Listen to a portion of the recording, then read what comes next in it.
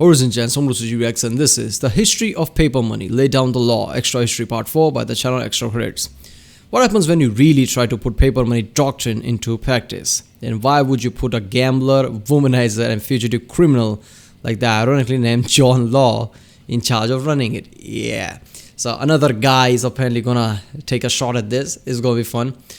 Remember people, if you like my reaction, don't forget to like and subscribe. Check out the reaction. There's a link in the description with all of my videos. Check out the cast wall, please check out the ink cards, and yeah, let's watch it.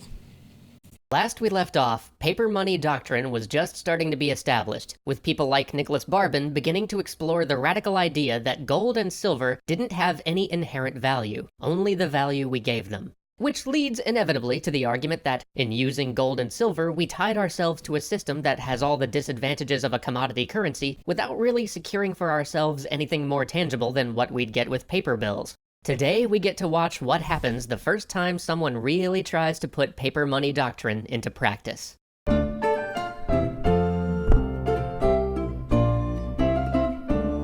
I think, when it comes to gold, it's not just simply that we just think it has a value.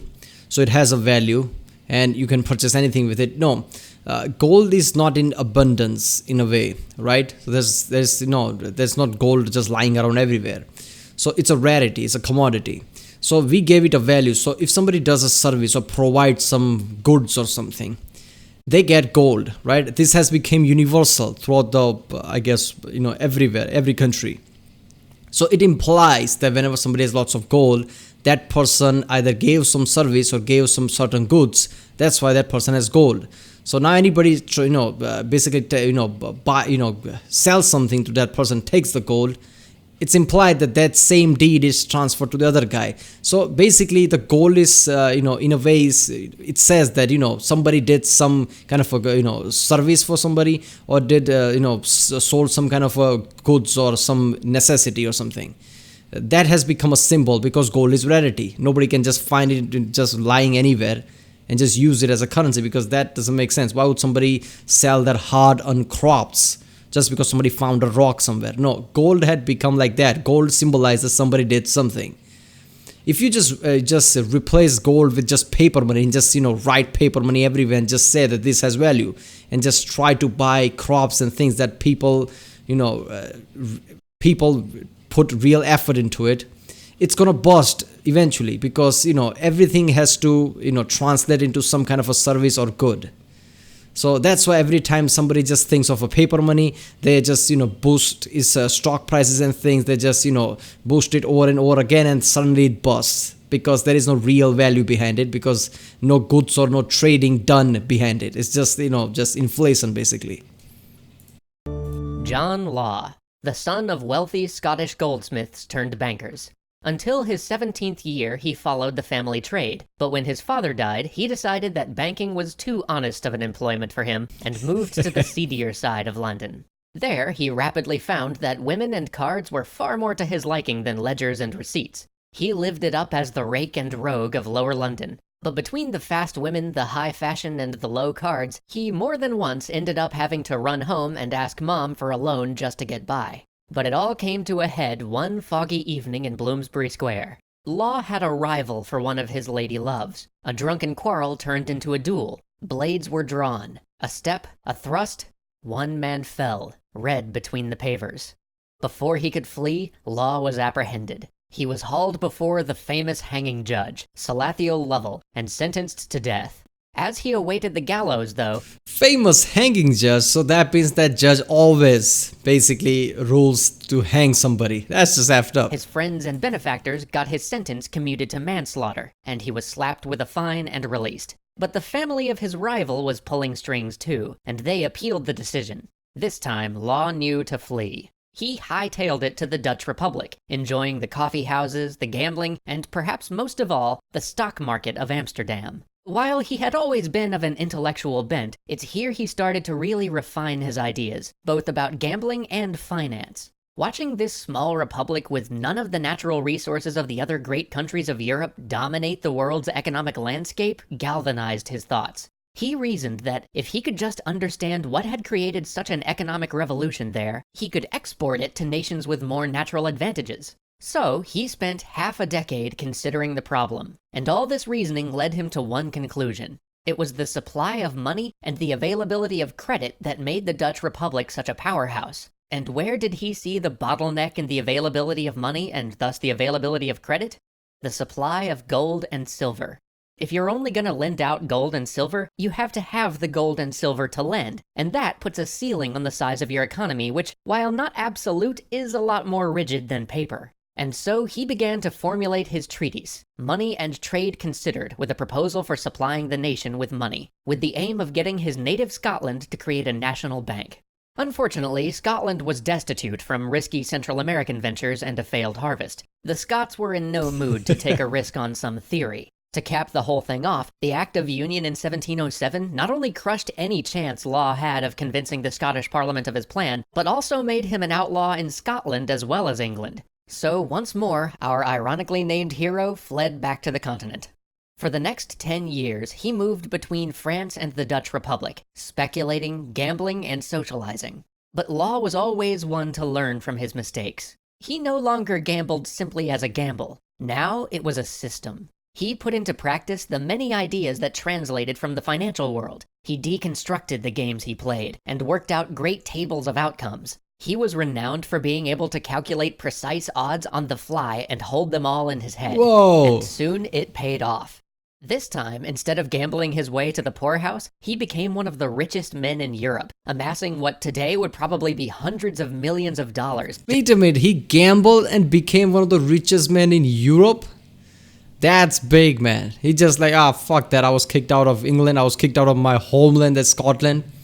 Fine, I'm gonna go to basically Dutch Republic or whatever, and I'm just gonna gamble and become rich guy. And he became rich guy.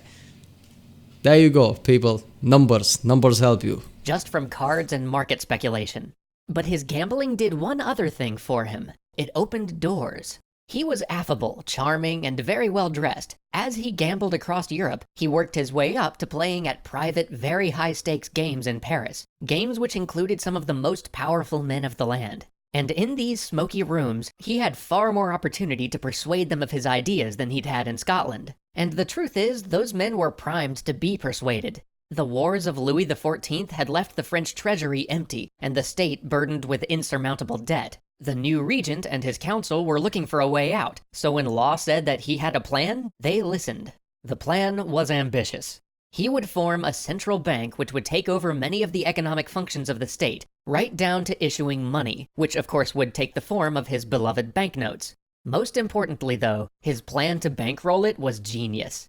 He allowed people to buy stock at the bank, paying only 1/6 of the stock's value in cash, and paying the rest by trading in their government bonds, the debts the government owed them. This scheme was genius, because the population of France knew that these government bonds were currently worthless, because the government was too broke to repay them. Yet, at the same time, much of the debt which the government had been crippled trying to service was the very debt the people of France held. So, in having everybody traded in, this debt magically disappeared, and people who previously thought that they had been ruined by purchasing worthless government bonds now had something of worth that they could sell or trade, stock in the new bank, because everybody was confident in the new bank. Genius. Yeah, but he just replaced one thing with another, right? It's still temporary. It's probably a bubble that's gonna burst one day. Because does he have gold, silver, to back that notes and stocks basically that he's selling there? Obviously not. So right now people just trust the bank. But he has to, in turn do something that brings in some kind of a trading or gold or something to back those notes. Otherwise those notes worth nothing. As soon as people realize that, bank has no real anything, the notes will be worthless basically. And as John's bank began to tick away, it all seemed to work. The paper currency was far more stable than the old silver currency. Nobody could clip its edges, and forgeries were, punishable by death. Now, with this first part of his economic system in hand, Law initiated the second part of his plan. He would form a trading company. With complete control of the economy, he established a monopoly on trade with the French territory of Louisiana, and gave that monopoly to a company he established called the Company of the West. The plan here was simple. Issue shares at 500 livres a share, taking 15% down. See, now that's smart, right there. Like, what he did there was like to take all the debt that, French government basically had with people and trade it with, stocks. Now, how does the stocks have value? I mean, the bank doesn't have anything. So he exclusively created trading routes that only he has, this company has. So now, they do the trading, make money in return. In that sense, the bank has power. So now those shares that he gave away, now they have power. So this is clever right now. But you have to have something real behind it. Otherwise, money has no power. Now he has something real. Like he actually is doing trading there. Down payment and the rest in installments, and sell enough of these shares to pay off the remainder of the government's debt. Soon, buoyed by some of Law's own investing in the company, the stock price began to grow, and word got out. This opportunity in Louisiana was too good to miss. Law was made the Duke of Arkansas, and soon the stock jumped 100%, then 1,000%, then 3,000%.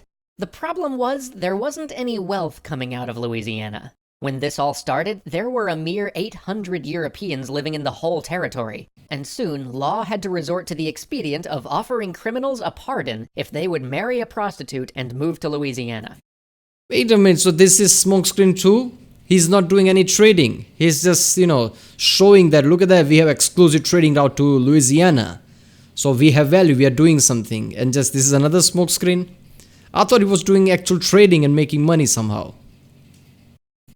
Meanwhile, the stock price had created even more demand for paper currency. As people borrowed and spent against their stock that was now worth 30 times what they had paid for it, inflation ran rampant. Now, if this all sounds kind of familiar for some reason, you're not wrong. Something very similar was happening right across the channel. Soon, Law's system, which he had thought incorruptible, was forced to bend. He had to recall some of the paper money, slash the value of the currency, and outlaw the sale or possession of large quantities of gold. But all this did was let people know just how bad a shape the Company of the West, and by extension the bank, was in. Soon it would not hold. Mobs formed, there were rushes on the bank, and Law found himself yet again in a carriage in the night, fleeing yet another country. But unlike his counterparts across the channel, Law wasn't operating out of greed, but rather out of a desire to prove the idea that he had burning within him. And while his bank and his trading company were a disaster from which France barely recovered, they were a failure in execution more than in concept. And so, despite such a catastrophic misfortune, there were those in Europe who heeded what was perhaps his most famous conjecture: that money is the value by which goods are exchanged, and not the value for which goods are exchanged. Join us next time as we take the final step toward modern money by getting off of the gold standard.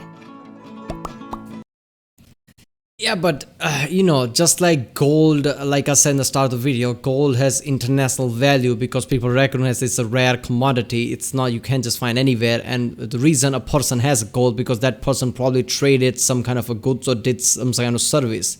So it's just recognize that if I sell some person some goods and get gold in return, then I'm basically whatever he sold and whatever service he did to get that gold, he's just transferring that to me, and world will recognize this gold and its value. When one country has some kind of paper money like the guy did here, and if they are not doing any real trading or anything, sure, he can dupe his own people in his own country. But when he tries to go to trading outside, that money is not going to work because people like, this is just paper. Okay, what actually are you doing? What trading you're doing? What is actually, what raw things you're doing? It's just money that you just created by pen and pencil. You can create millions of those. So, you can create paper money, but there has to be a real thing behind it to have, to make sure that paper money has value. And also, like his share was going up, every single paper money's prices was going up too. That was an issue there too. So damn, this is damn complicated. But the guy was genius, right? He became millionaire, in one of the richest guy in entire Europe, just by gambling, while he was running away from his own home country. That's something. Alright people, that was the history of paper money, laid down the law, extra history part 4. I'm really loving this series. It's really, in detail, which is fun. Alright people, if you like my reaction, don't forget to like and subscribe. Check out the reaction, there's a link in the description with all my videos. Not everything has playlists, so check out the link with all my videos. Check out the cast all plays like history with all my historical videos, Only Sarcastic Production, CGP Grey, Internet Historian, and yeah, I'll see you next time.